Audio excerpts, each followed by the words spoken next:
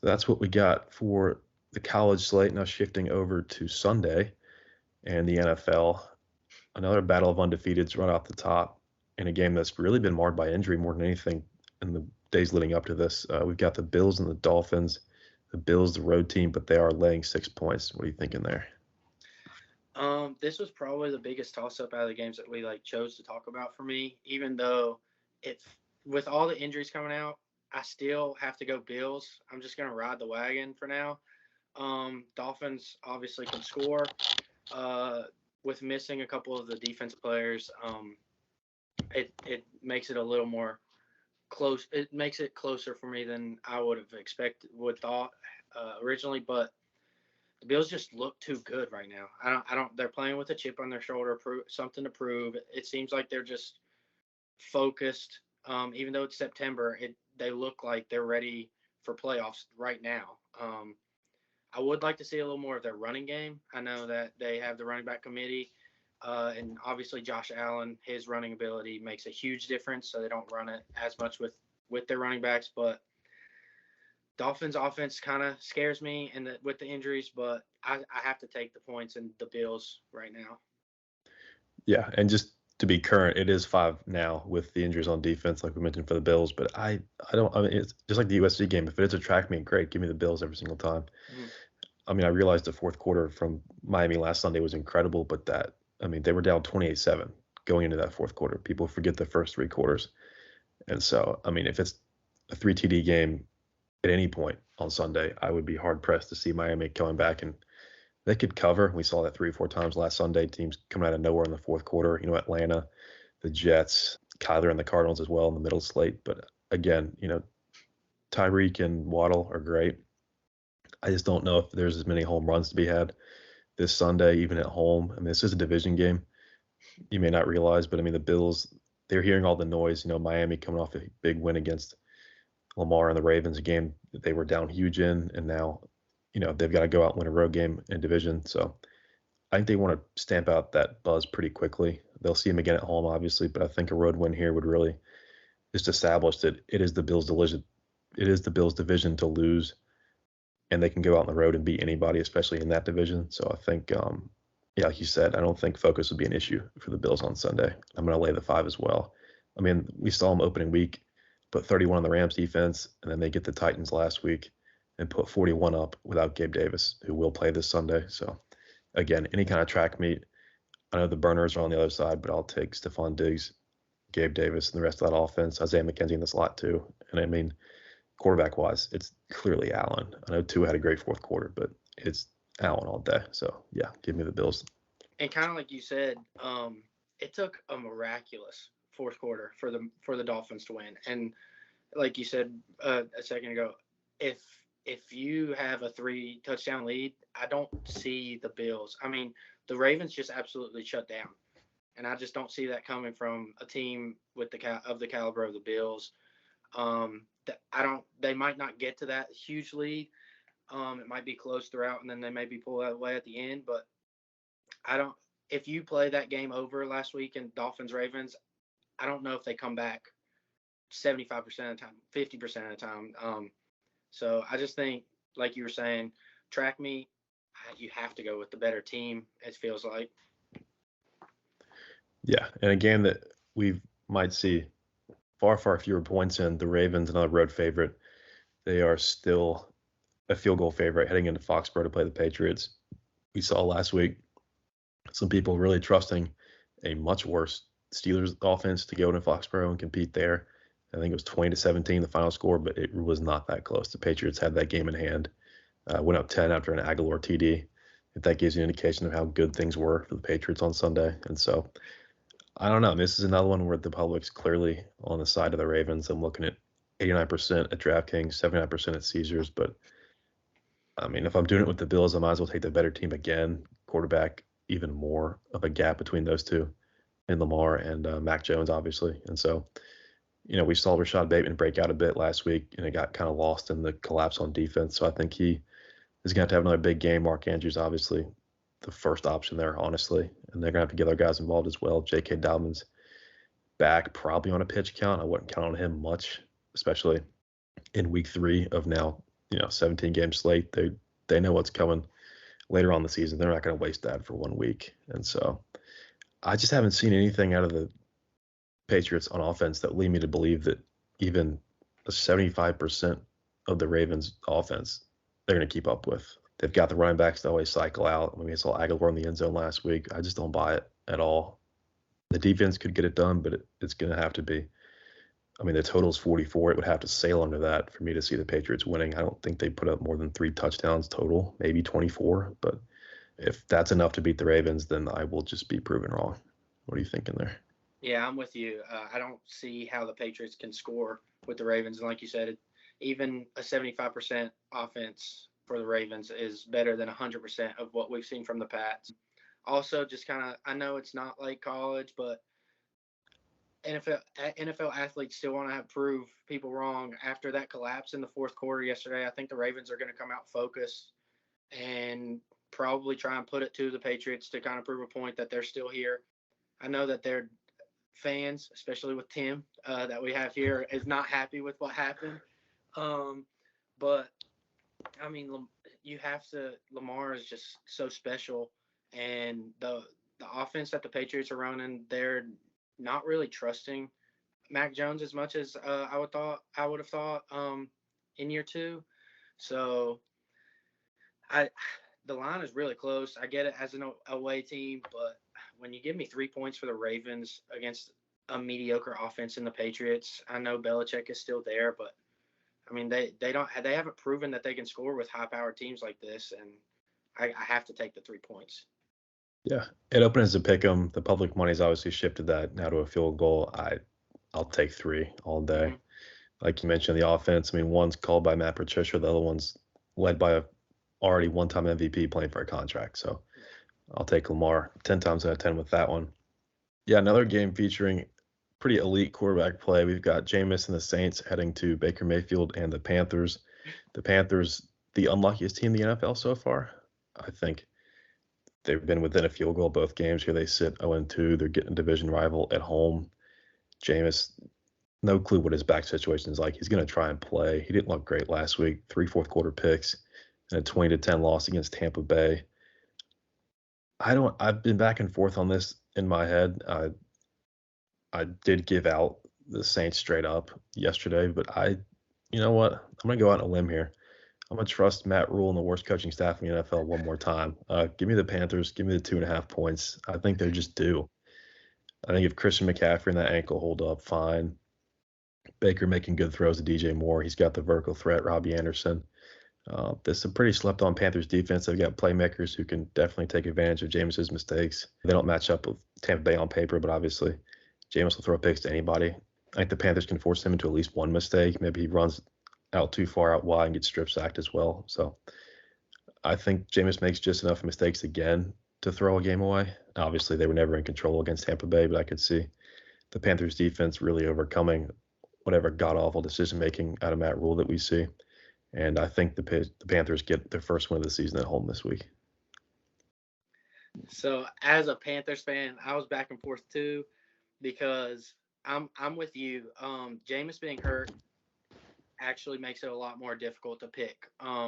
Even with Rule and McAdoo on the sidelines for Carolina. If Jameis is healthy, I think I wouldn't call it a layup, but I feel like I would feel more confident. I'm actually going to fade my own team and go Saints -2.5, only because even if CMC is healthy, he's only averaging about 3 yards a carry versus the Saints in his career. The Saints defense is really good statistically and just against the Panthers every time we played against them. And I just don't trust our coaching staff to make the adjustments necessary to win personally. This might be a biased pick, even though it's against my own team. So that's kind of a contradiction, but I'm going to I hate taking road favorites, and I've done it 3. This is going to be the 3rd time on this. But it's so hard for me to trust Matt Rule. I think if our offense comes and performs, then we can win this game, especially with Jameis being injured. And I don't know if Kamara is 100% back. I know that he might be on a pitch count basically. I think he'll play for sure, but yeah, Yeah. I don't know about 100% or not. So those are big question marks for me too, and I could see where people would take the Panthers, but I just don't trust the offense right now. Until I'll go against it until they prove me wrong, and I hope they do prove me wrong. Yeah, I don't know how much more unlucky a team can be. I know it's September and they're not seen as a contender and these games are going to happen, but to happen 3 times in a row, I'd be stunned. So hopefully Baker and the Panthers get in the win column. Another game featuring teams in very different directions. The Rams are a 3.5-point favorite heading to Kyler Murray and the Arizona Cardinals. Last week we saw the Rams try to lose. They almost gave back the 28-3 lead to the Falcons. I think the Falcons put up 17 in the fourth quarter to backdoor cover, which I didn't like. And then they almost went outright, which I would have honestly been fine with. The Cardinals, however, found themselves down 22-0 at the half against Derek Carr and the only non-elite team in the AFC West. And they decided to play football, and they ended up winning outright in overtime. Fumble, that was Clemson on Clemson crime. Isaiah Simmons put his helmet on the ball, knocked it out. Hunter ran for his arms, and that got House for the winning touchdown in overtime. And so this is one of those NFC games that you just say, all right, I'm going to pick a team. I'm going to feel good about it, and they're going to lose.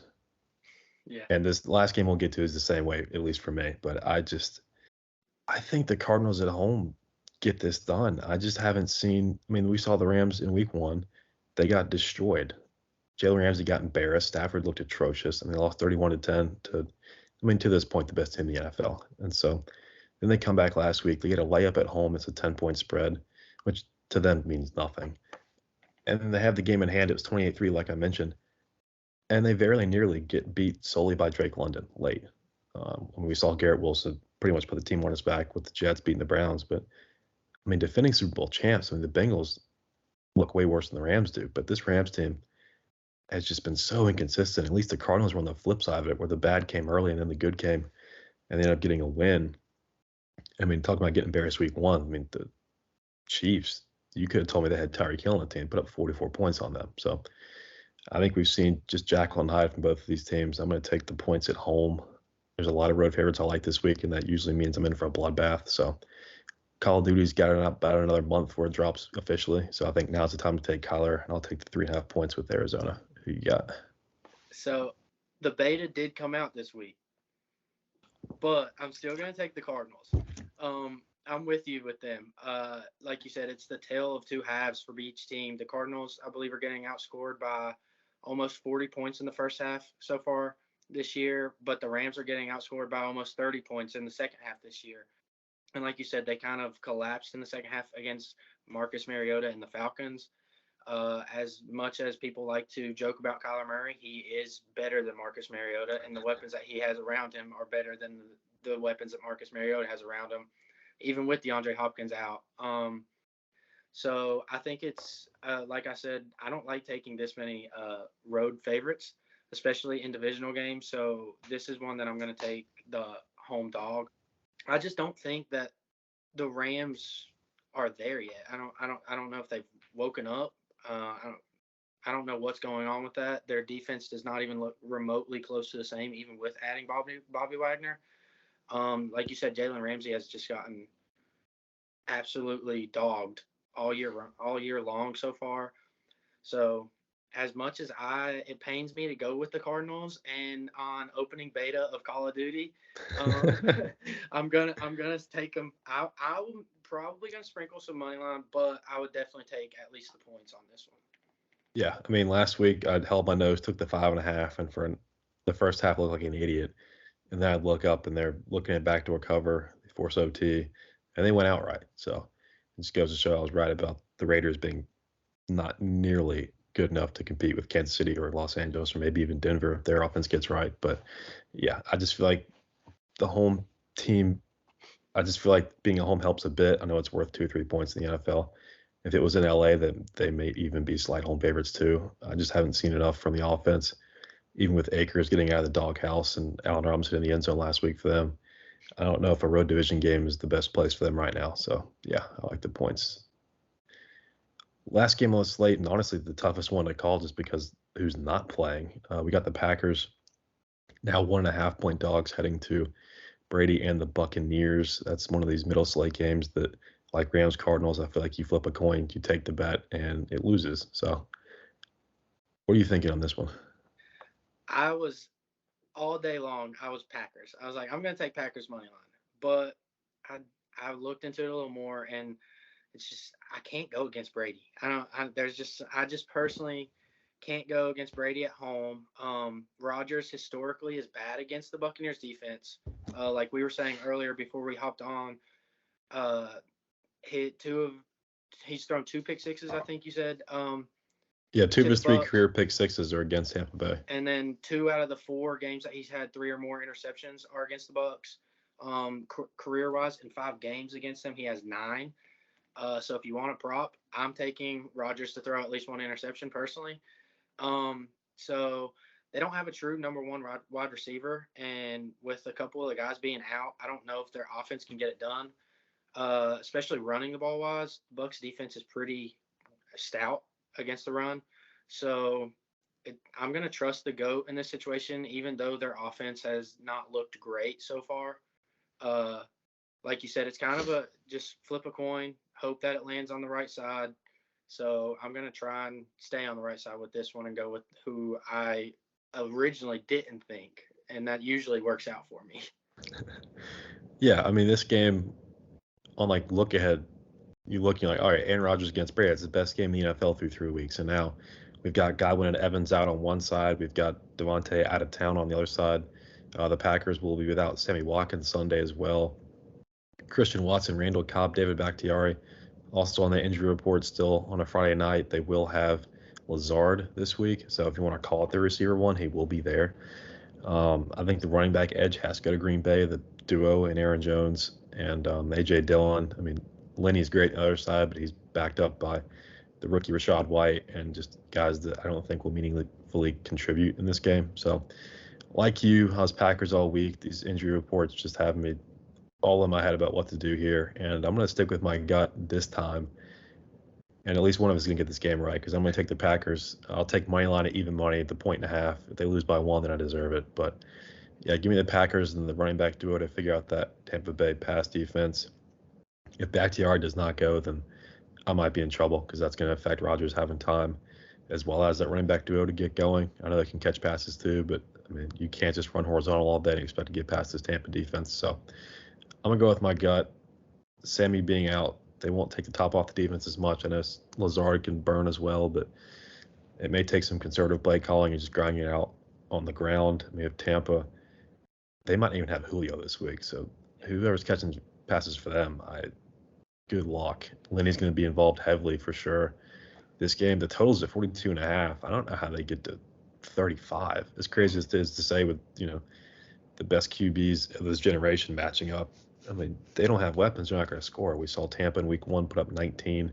Last week put up 20. And now this week they're going to be without Evans and Godwin. So I mean, I hate totals. I'm bad at them, full disclosure. But I mean, that looks like, I mean, it has to be an under. I don't understand how they get to 42.5. That's asking for 6 TDs and a field goal in there somewhere. But yeah, I'm going to trust my gut. I'll give at least one of us the chance to get this game right. I'm going to take the Packers, like I said, money line at even money. So yeah, that's the 5 we had circled for college and NFL. You got any more you like? No, I did have the WVT over. I couldn't bet it because I'm in Virginia, and that was a rough one. I didn't think our defense would perform like that, but I guess you can contribute that to the Grant Wells effect. He grew up a WVU fan, so he finally threw a WVU touchdown for us. So I appreciate that. But no, I don't. These are the easier games. Well, not easier, but the games that I had my eyes on before we even really started talking about doing this together. So, do you have any more that you wanted to? No, I mean, obviously the games are going to be on TV. They're more fun to bet. You can get to them, sit down, watch them. Even, as crazy as it sounds, 3-0 Duke and 3-0 Kansas. That's one of the better noon games. My Clemson Tigers go to Wake Forest, which I will be watching terrified for 3 hours. Hopefully DJ and Will Shipley can do enough on offense. We keep up with Sam Hartman, come out with a win. But yeah, that's all I got this week. So that's our best shot at the, I think in my opinion, the top 5 games on Saturday and then the top 5 on Sunday. But yeah, so this will be on Twitter. It's LG_locks. If you find us some other way, definitely head there for the full video recaps, things like that. And yeah, till then, appreciate you guys listening. And hopefully, if you bet responsibly alongside with us, then we have a good weekend.